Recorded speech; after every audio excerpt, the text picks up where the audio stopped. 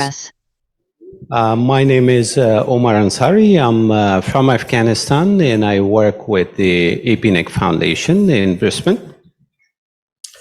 As you all know, in our evolving digital age, the importance of diversity has never been more crucial. This extends beyond our day-to-day lives, reaching into the very core of the internet technology. A diverse workforce in the internet industry doesn't just benefit businesses, it enriches every aspect of life, driving innovation and inclusivity. Research consistently underscores one fact: diverse technical teams are the powerhouse.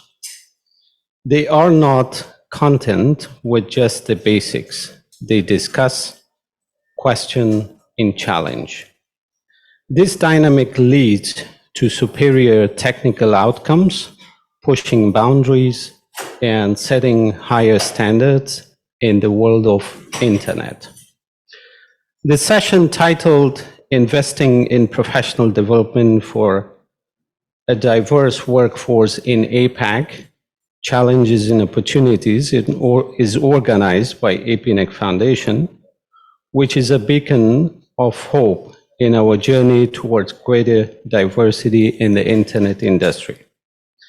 The foundation has embarked on a mission to develop skills and capacities among internet industry professionals.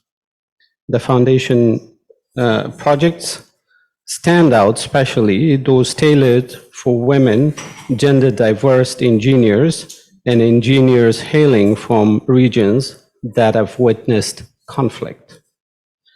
These targeted efforts in places like Southeast Asia and Afghanistan pave the way for a brighter, more inclusive future in the industry. In order to introduce you to our projects more, I'd like to use a few slides if they could be put on screen, please.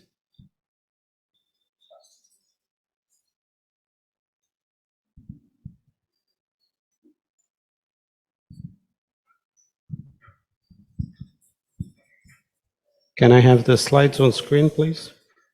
They are? Okay.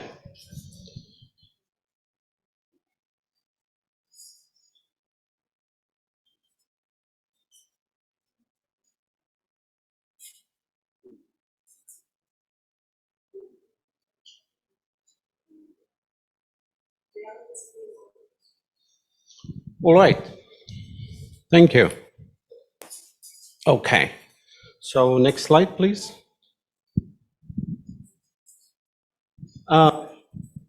You all know about the APNIC, the Asia Pacific Network Information Center. It's a neutral, independent, not-for-profit, membership-based organization established in 1993. It's managing internet numbers, resources, IPv4, IPv6, and ASNs. It's serving the Asia Pacific region. The APNIC performs various activities as part of its commitment to a global, open, stable, and secure internet that serves the entire Asia Pacific region. This includes helping to build essential technical skills across the region. Okay.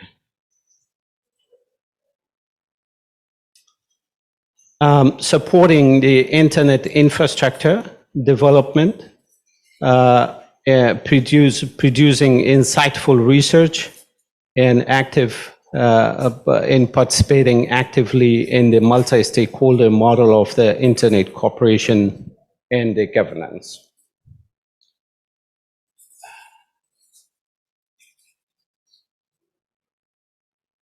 This is, I think, the last one.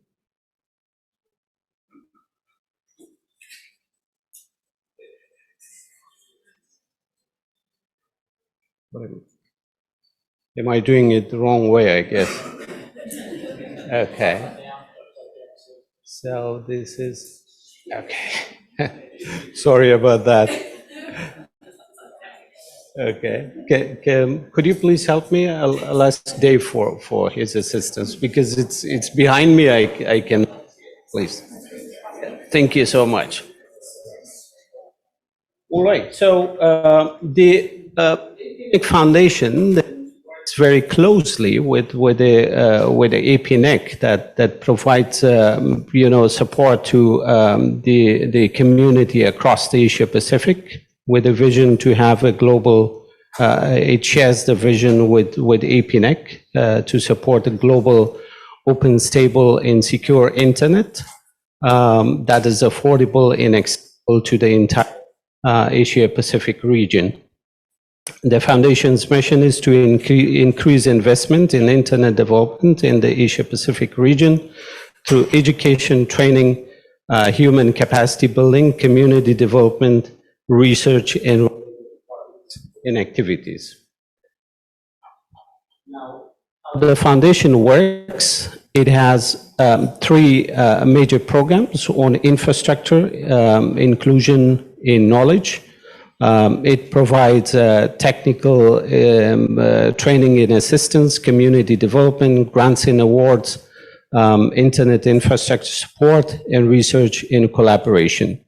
It supports network engineers, security professionals, and people who work in the internet governance industry or sector.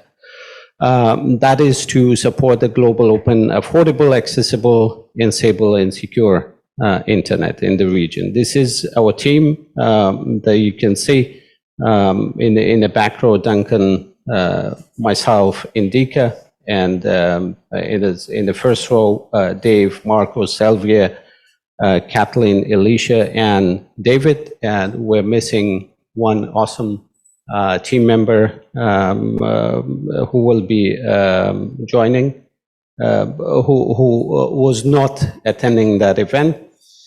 Our programs on the infrastructure, the Foundation has been supporting projects across Asia Pacific on network deployment, operation, network monitoring and management, and security and privacy.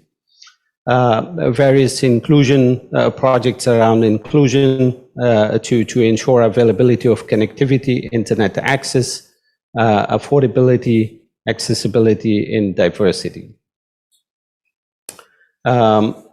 Projects related to knowledge building across the region includes professional development, new information and training resources, translation of the knowledge resource into Asia Pacific languages. Two of the projects that we're showcasing today are the Afghanistan project and the Switch project. The technical training in mentoring support for the internet professionals in Afghanistan is the Afghanistan project that I just spoke about. The purpose of this project is to enhance information, technical knowledge in local and regional engagement of the Afghan technical community. The project was launched early 2022. The highlights of 2022-23 includes 32 Afghan professionals, internet professionals. They're under our training. They have selected or enrolled 206 courses and learning activities that are approved by the APNIC Foundation. 18% of these courses have already been completed. And the trainees received 44 training in professional certifications. 88% of the participants reported progress on monthly basis, and the dashboards developed for the participants so they can report, and in order for us to monitor the progress of our participants. Our other project that's bigger is called Switch. This is a gender and diversity project. It supports women in gender diverse technical staff across Southeast Asia by building their technical capacity. The highlights of the project includes, from this year, 176 participants were enrolled into the project. 162 of these were women, 14 gender diverse engineers from countries of Cambodia, Laos, Timor-Leste, Thailand, the Philippines, in Vietnam. 49% of the trainings have been completed, the courses. 30% of the participants have been graduated 3 months ahead of the schedule, and 24% of the participants reported active community engagement. You can go online and see more about the APNIC Foundation, the website, and other social media. Links are available here. So back to our session. The session, as I said earlier, is about diversity in the region, especially in the technical, who work in the industry supporting internet development. So this session relates with the APR IGF's Team of the Year, exploring the Asia Pacific region's readiness for the next phase of internet. But we believe we cannot discuss readiness without addressing the clear shortage of technical professionals in the APAC region. So through our discussion today, we aim to spotlight the challenges and opportunities inherent in this crucial effort. The session structure would include the 3 panel speakers. Lima Madom from Afghanistan, who's also a participant at our Afghanistan project. Then we have Lima will be joining us remotely. We have Evelyn from Vietnam, who's a participant at our Switch project, who's here with us and works with the CoreLogic Australia. And then we have Bouala from Laos, who worked in Laos in the past, but recently moved to Australia and is a student at the Greenwich English College. She's a participant at the Switch project.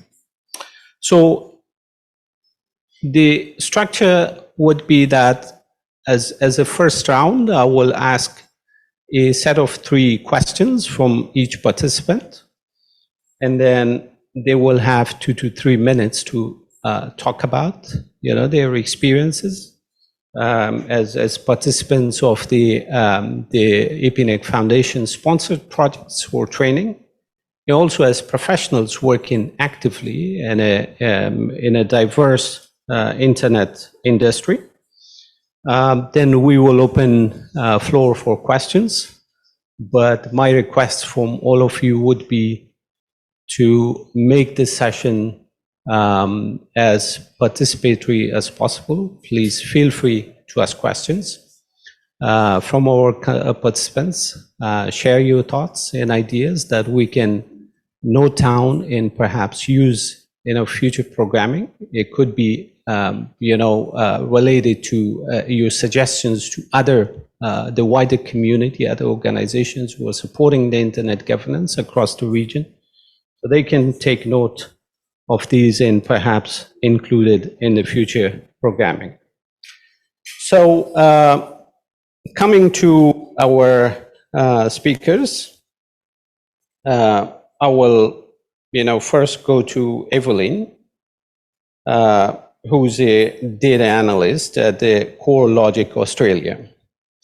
How have you integrated, Evelyn, the technical skills that you've learned through the Switch project into your work, your job, and what you would your experiences were. Thank you, Omar, for the introductions. And good morning, everyone. My name is Evelyn. It's a pleasure to have you here with us today. So as Omar has said before, I'm currently a data analyst in CoreLogic, Australia. So it's a consulting technology company providing real estate data to the clients. And about APNIC foundations, I am fortunate enough to become a participant in one of their projects, which is Switch project. So it provides funding for women in technologies in order to pursue self-learnings. Because my background is not too, relevant to the current positions that I'm working right now, there's a lot of technical skills as well as professional skills in order to pursue the positions. So yes, I've been using, take advantage of the fundings in order to pursue some of the skills, which is, firstly is Tableau. So Tableau is kind of like a business intelligence dashboards for people in order to create and to kind of like, propose some of the most important metrics to the stakeholders. Because working as a data analyst, I need to provide dashboards for clients and for, not only external ones, but also internal teams in order to track some of their relevant metrics. And the other one is Python. So Python is like a very powerful programming language. So I've been using it in order to manipulate data, or when there is, like some new database or a data set that is new to me, Python helps me to like get an overview of what's looking and doing some exploratory data analysis on it. The other one is Snowflake. So currently Snowflake, it's a data cloud service. And I believe it's already been implemented in many companies in the US, but it's still, for me, it's still relatively new in Australia. So getting ahead of it, like getting to know what the tools being used for, it's really advantageous for me. So yes, that's from my personal experience. Thank you, Evelyn. So to Lima, who's online. Okay, I see her. Lima, you're studying at Geneva University. You worked in Afghanistan, but then you moved to Geneva to work with the IGF Secretariat as an intern or fellow. How do you find, and now you're participating, in the Afghanistan project, taking various technical, trainings. So how, if you can tell us about your experience, how the learning has been so far, and how do you apply the technical skills that you gain through the project and your university, perhaps. If you could talk about, also the differences between Afghanistan and where you are now. Hello, I don't know if you can hear me, but good morning. My name is Lima Madomi. I am from Afghanistan, as Omar said. Thank you so much for the introduction. Yes, coming back to the question. So the courses that I have been taking through APNIC Foundation helped me a lot, because I did my bachelor degree in computer science, but then currently I'm doing my master in intelligent cities and territories, which is complete. There is a gap, there is a difference between the part that I did my bachelor in and the part that I'm doing my master. So there is a little bit of difference between both. Yes, of course, they are related in some terms, but because I have been focused so much on data and databases, and then I moved to another section, it has been it was very challenging. And fortunately, by taking some of the courses that I have been having, so I was able to take some of the courses that were required and that were helpful for me to actually solve some of my problems in terms of my university projects. So, for example, there were some of the programming language, for example, R. Programming language was one of the requirements. I have so many classes in this programming language, but when I was in Afghanistan, and also, for example, all during my career, I have never worked with this specific programming language. So I was able to take some extra courses online through the opportunity that I have been provided to actually improve my skills and to be able to participate and to be more active in my master and to achieve my goals. Coming to the part about comparing the education in general, the technical education in Afghanistan and Switzerland, actually there is a huge difference between the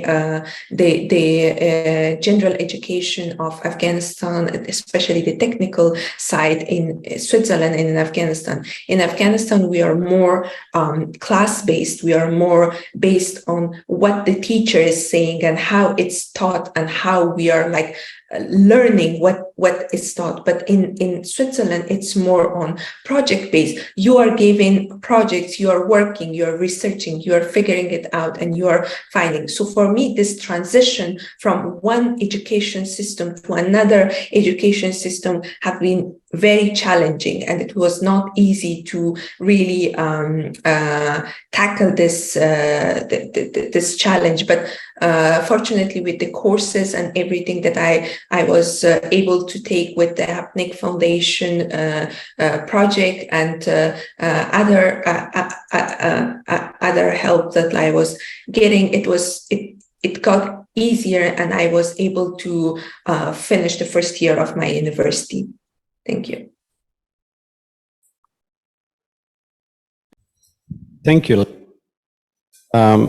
It's a very interesting story, learning, two different educational systems in, as I remember, in countries in, Afghanistan, in that part of the world, they teach you how to memorize things. And in countries perhaps in Europe, the system might be teaching you how to analyze things.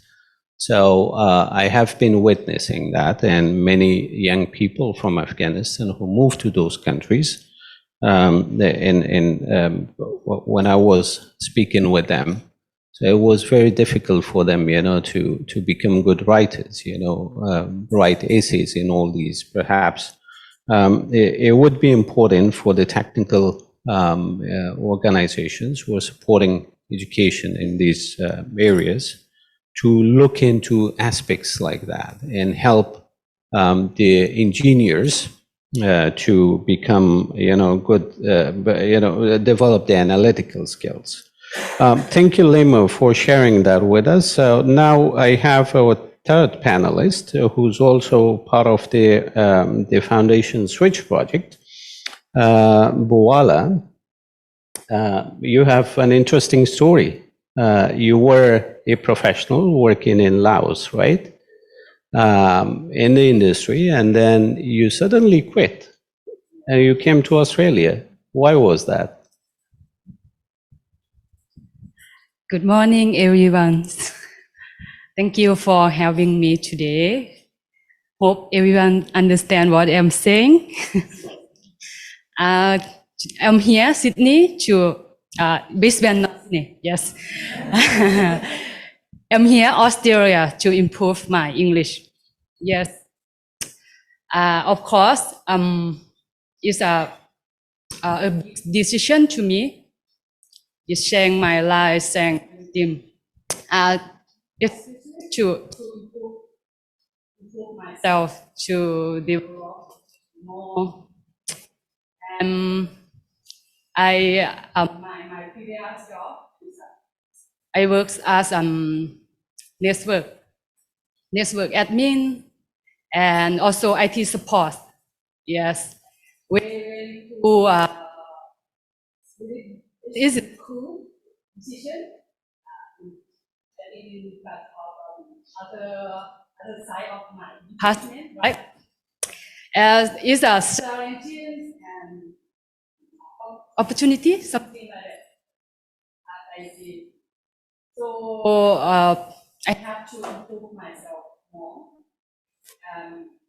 Because in my team, I'm only one woman as my team.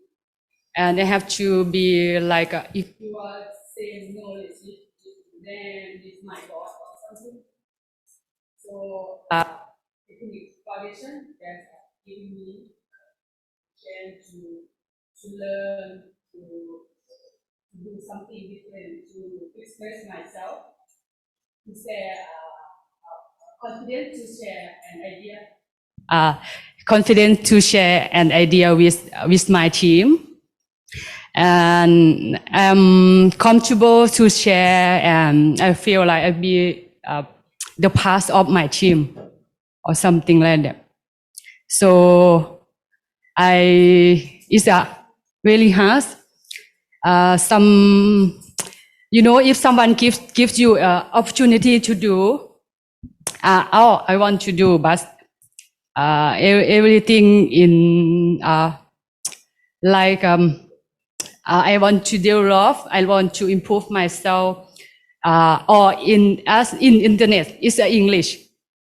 And it will take time for me to do. If I don't understand what they are trying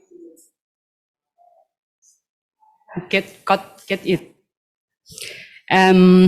So I decided to quit my job and came here to study English to improve myself. So today I'm here. And so thank you so much. It's a really, really first time in front of people that I speak. Is something wrong, or I make some mistake, or you misunderstand what I'm saying, or I am talking, I apologize for that.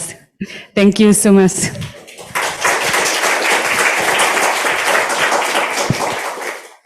It's very lovely to have you, Bouala. You did first time speaking. When I was first time speaking, it was really, really difficult.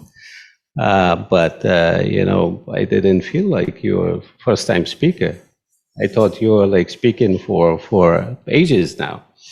Thank you very much. This round of insights were very informative. We learned about the Switch project and the experiences our two participants had from their participation, and also learned about Afghanistan and the female engineers there.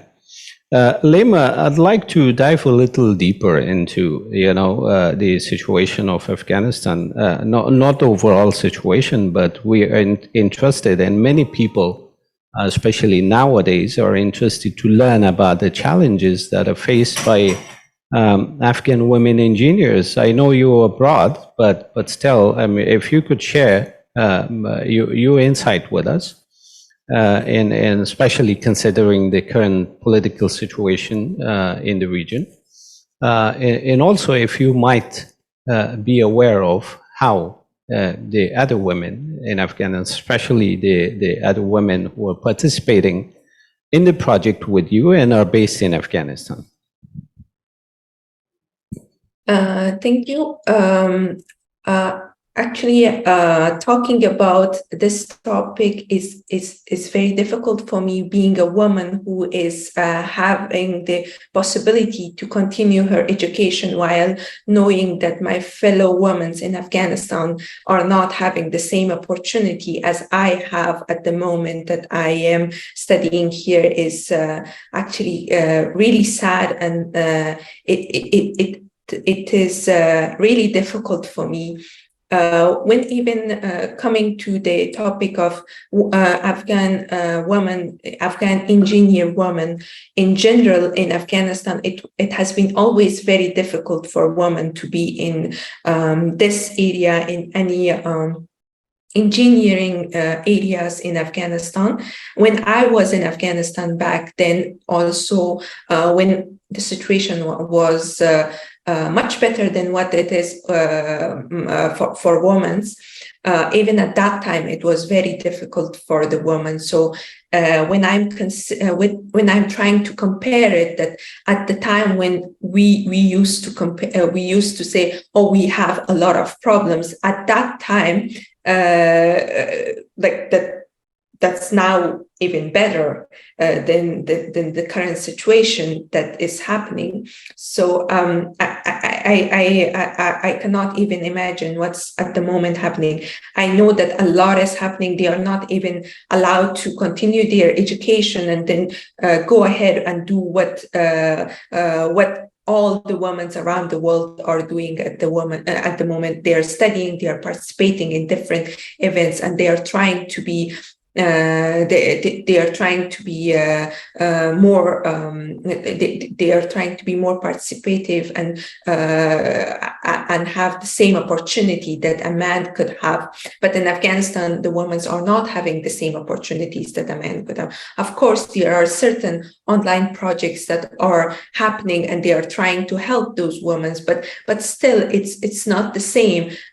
Being especially in engineering areas, like if I give the example of computer science, we always need labs, we always need the group participation to actually reach those goals, to have a good understanding of, even if we are talking about a coding language, it's always better to be in groups and studying and trying to improve their skill. But it's not the same thing. Even access to internet is a challenging thing. They need someone to help them with that. That's very sad, and that's very it's a big challenge. It's a big difficulty for the women of Afghanistan. They actually need a lot more support, a lot more things, so that they could improve their skills, and or if maybe something change and they could have the opportunity to also continue their education and have the opportunities that they deserve and they want. Yes, talking about the project that you said, I'm not actually in contact with a lot of women that are still in Afghanistan and are working, because it's very difficult. They don't share a lot with other women. They don't like to be in contact because of their own safety. But from what I gather from some of my family members that are still in Afghanistan, it's very heart-wrenching, especially for them, that they cannot even provide for their families or do anything that they want.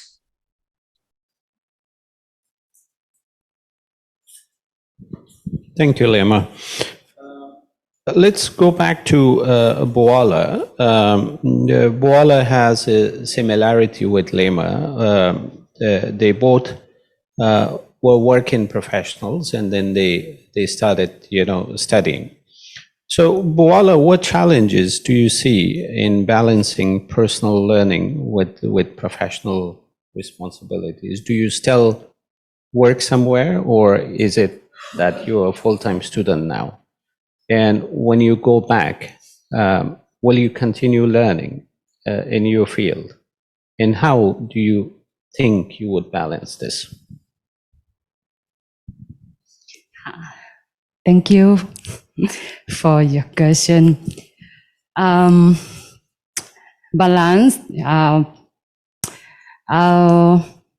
Before, I don't know how to balance my time. So I have to study full-time, study English, and I also work because I came here myself. I have to work for a living, and I think everyone knows this. And to balance this, I just a time management. You know, just how to say, just build yourself.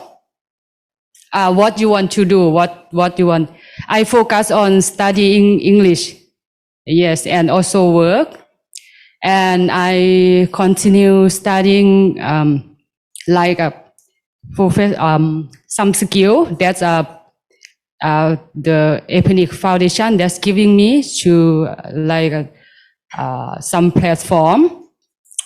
I include this to my daily life. Not much, just only 15 minutes per day, every day. Just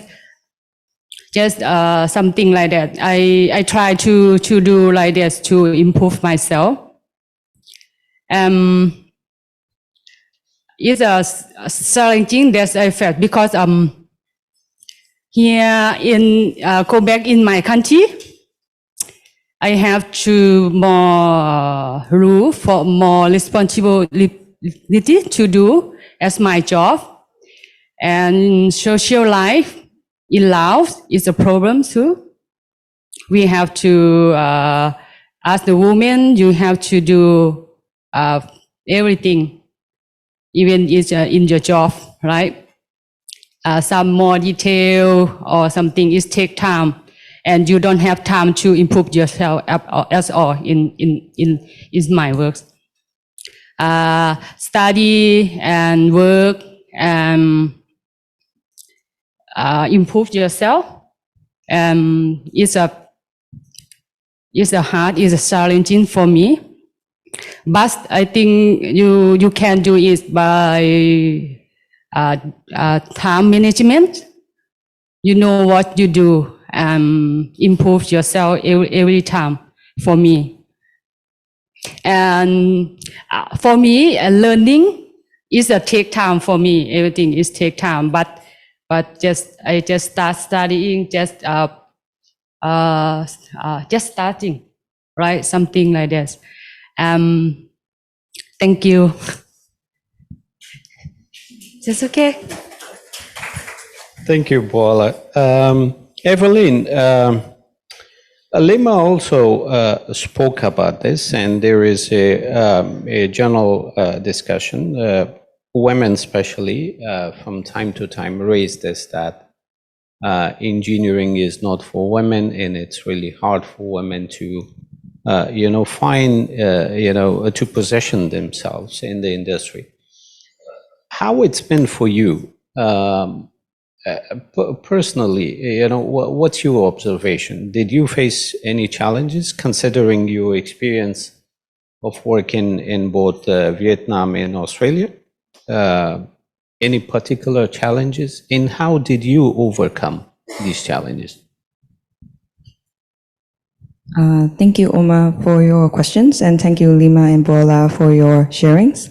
Actually, this part, it's out of my script. I prepared this because I'm pretty inexperienced talking to, like a really group of people.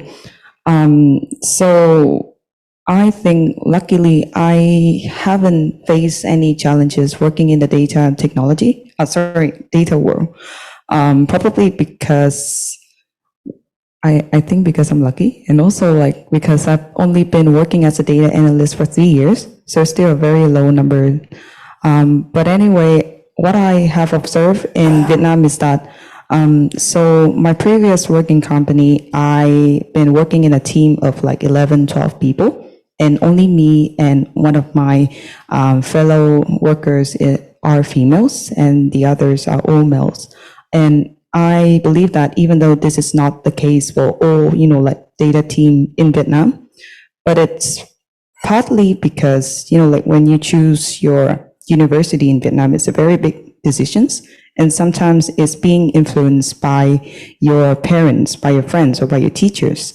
And somehow I think that I'm not saying that everyone is like that, but it's previous generation mindset in Vietnam that they would encourage females to do other things rather than computer science or like engineers. So I think that's partly the reason why women working in technologies or in data are still a pretty low number compared to males in Vietnam. However, it's increasing right now, as I'm seeing. The other thing is that some companies in Vietnam, they still, that when they're screening CVs for interviews, they still looking at what your genders are. And if you're at the age, for example, like females, if they're at the age that they will be, be pregnant in like 1 to 2 years, they actually do consider that.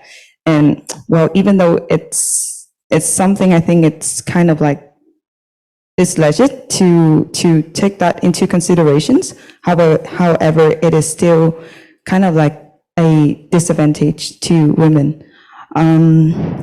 For me, my experience in Australia is pretty different. So I'm working in a team that we extracting data to clients based on their requests.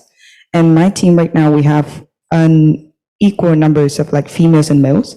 I'm not saying that they choose it because of they interview and choose any candidates just based on their gender, but it's because of their ability to do the work.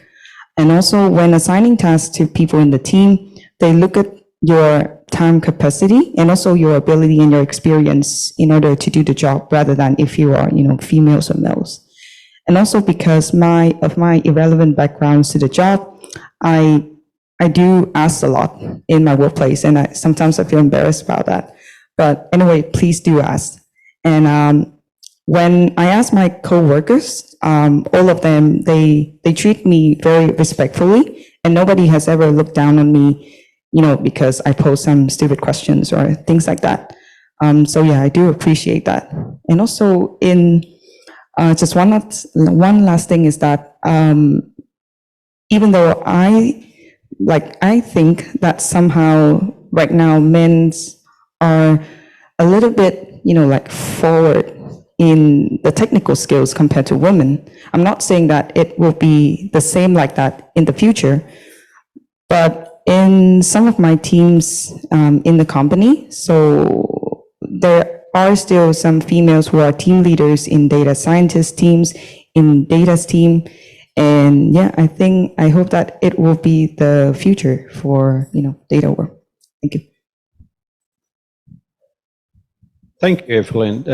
That's very very nice to know, and your perspective. One of the things in Afghanistan, for example, or maybe the wider region, is that women have limited access to learning in technical skills. For example, men are able to attend events in the country in different provinces. They could meet their peers outside the school environment, but women don't enjoy that kind of a privilege. So it becomes very the opportunities become very limited for women, and they cannot traveling abroad, like attending IGFs like this and other events. So there is a need to look into that and to see what could be done to solve those problems. I have more questions, but I'm very interested to open the floor and see what everyone who has been listening to your good interventions and the insights, what they think. They might have some questions for you. So let's open it up and have a discussion, on the issues of diversity in Asia Pacific, especially in the technical, the internet industry. So do you have any questions? Please raise your hand. Okay, so.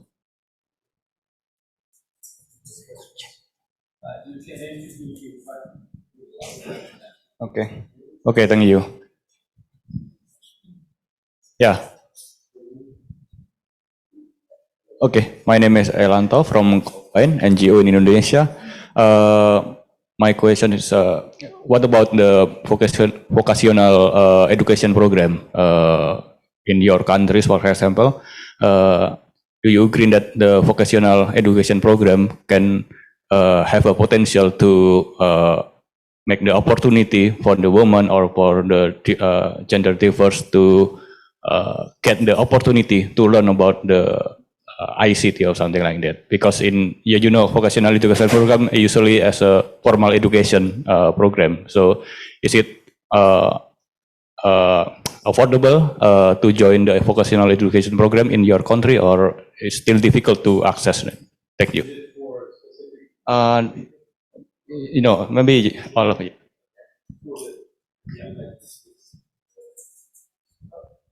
All right. So Evelyn, the question is about technical vocational training. How does that help? Thank you for your questions. Can I confirm again, is that you're asking more about like professional educations?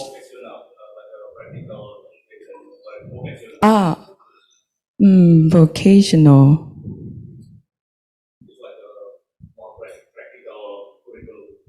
Okay. I think I'm more relevant to your questions because, you know, like I'm not really trained in tech skills or any data skills during my bachelor degree because I study something else. So I think that many people are having the same problems like me like now, because when they graduate from university, they just found out that, oh, I don't really like what I study. And I actually want to work into data and, you know, tech world. And it's becoming, you know, it's already happening right now. I think it's been 5 years. So what I believe is that people are trying to do some online learnings, such as on LinkedIn or on Coursera, because those are, as first, some of the courses on there are free. So you can actually access to lots of like, you know, resources online in order to learn the skills. Second thing is that on social medias, there are, you know, like data groups that people, like HR people, they come in there and they ask for like posing, how to say, like, I'm looking for people with these specific skills. So for me, if I'm a new person wanting to learn and become a data analyst, I can looking at those criteria in order to know, okay, I need to learn this. So that's something that I have, you know, from my experience. And also people are doing side projects. So it's a very important things to put onto your resume if you haven't got any experience at all, because the projects are the, you know, like the best proof that, okay, you can do this kind of job. And to be specific, let's say if you want to become like a software engineer, if you can, you know, code just a small games, then people can see that, okay, you have this specific skills, you know, this kind of libraries in Python or stuff in order to create that games. It's something very advantageous to people without those projects. I hope it's answer your questions. Thank you. Thank you, Evelyn. I thought this session was until 12 o'clock. Sorry? Yeah, there is a remote question. Okay. Would you like to read it? Okay. I'll read it and okay. There's one question from a remote participant, Namka Gangpo. The question is, what is your opinion about the unequal access to education and training, usually in developing countries? It wasn't specified to me. Right. So I'd request Lima to answer that question. Lima, are you still there? Yes, I am. So if I understand correctly, I can see it here. I think it's about the unequal education in the developing countries. Yeah. So in my opinion, that's a major problem, because the unequal education in the developing country is becoming more and more a challenge for a lot of women that are trying to have a better education. But on the other hand, yes, there are a lot of challenges, but for past few years, there has been a lot of work has been done to actually reduce these problems and to give more opportunities to women.